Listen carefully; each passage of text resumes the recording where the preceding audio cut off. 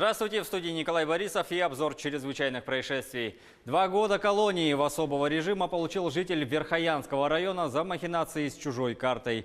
31-летний мужчина с непогашенной судимостью похитил бесконтактную карту и совершал с нее покупки в магазинах. Суд первой инстанции дал ему условный срок, однако прокуратура оспорила это решение, и суд, приняв во внимание отрицательные характеристики, принял окончательное решение. Происшествие, которое обсуждает вся Россия. По последним данным, 7 человек погибли в результате пожара в центре Москвы. На Никитинском бульваре горел элитный дом 1912 года постройки. Квартирами в нем владеют известные люди. Спасаться из охваченного огнем дореволюционного здания пришлось родным дирижера Юрия Башмета. По факту случившегося возбуждено уголовное дело. Рассматривается несколько версий, в том числе неисправность электрооборудования. Подробности в материале наших коллег.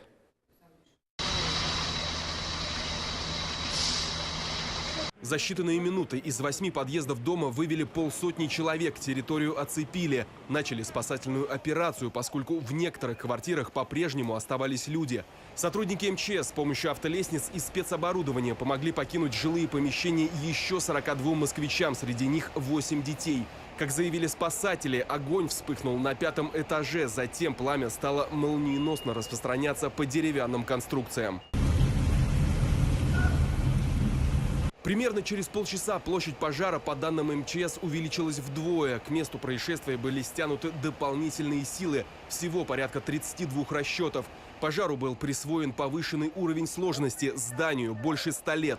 Огонь тушили сразу с 2 улиц. Во время операции несколько раз раздавались громкие хлопки. По словам очевидцев, большого размаха удалось избежать благодаря бдительным жильцам. Они почти сразу отключили дом от газоснабжения.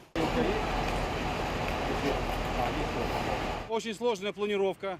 Происходит уже горение в завалах. Много обрушилось перекрытий. Дом хоть и старый, 1912 года постройки, но считается элитным. Квартиры в нем купили многие известные люди. Среди них Ингеборга Добкунайте, Любовь Казарновская, брат Никаса Сафронова, а также ряд высокопоставленных чиновников. Никто из них, по предварительным данным, не пострадал. По словам очевидцев, пожар произошел в квартире дочери Юрия Башмета, однако сам музыкант эту информацию опровергнул. Эта квартира мне не принадлежала никогда и не принадлежит. А где начался пожар, тоже не знаю. Ужас, который я узнал, что там погибли люди. Вот это ужасно. Лишились жизни. Я не знаю, кто это, кто эти люди.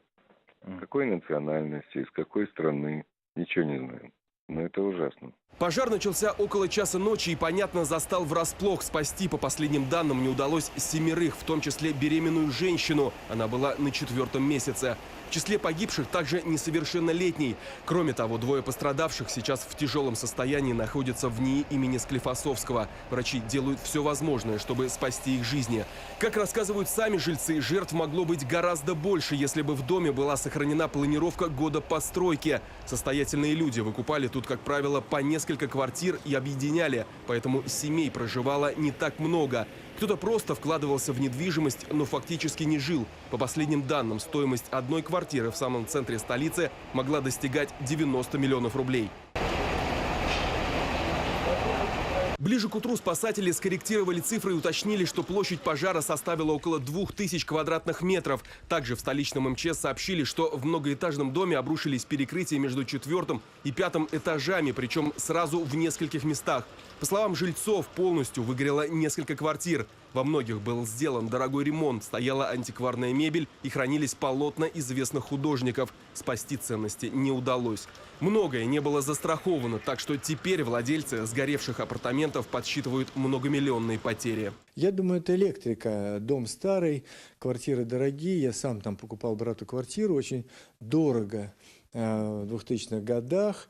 Но дом дореволюционный. Простая вещь – поставить датчик против пожара и сменить проводку никто не почесался. Вот это никому не нужно. Вот это, к сожалению, халатность и глупость человеческая. По факту ЧП уже возбуждено уголовное дело. Рассматривается несколько версий, в том числе неисправность электрооборудования. Теперь специалистам предстоит выяснить, что дальше делать с домом и возможно ли его дальнейшая эксплуатация. Сейчас мы видим трещины, выходящие на фасад здания.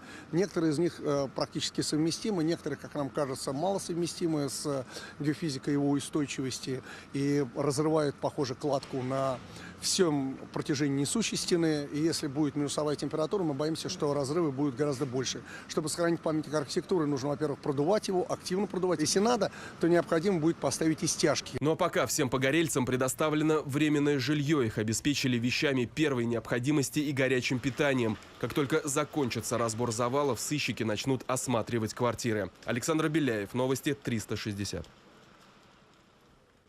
Тем временем полицейские из Испании и Италии в ходе совместной операции «Коста-дель-Соль» арестовали 1,5 десятка подозреваемых в контрабанде наркотиков.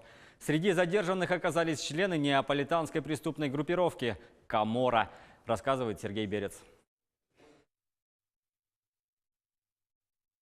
Гражданская гвардия, подразделение испанской полиции, действующее преимущественно в сельской местности, провела операцию под кодовым названием «Мэверик-2» против неаполитанской преступной группировки «Каморры» на Коста-дель-Соль в провинции Малага.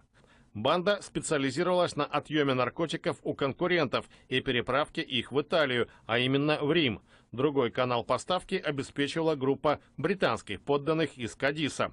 Для транспортировки товара по автодорогам использовались дома на колесах. Груз сопровождали специально нанятые для этого пары, как правило, молодые мужчины и женщины. Они изображали влюбленных, совершающих романтическое путешествие. Преступное сообщество возглавляли отец и сын из клана Маранелло. В общей сложности под стражу взяты 14 человек – итальянцы, британцы, испанцы, румыны и доминиканцы. Некоторые объявлены в розыск в своих странах.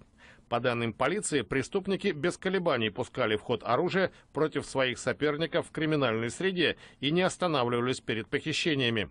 В ходе обысков изъяты значительные партии наркотических веществ, автомобилей и наличные деньги.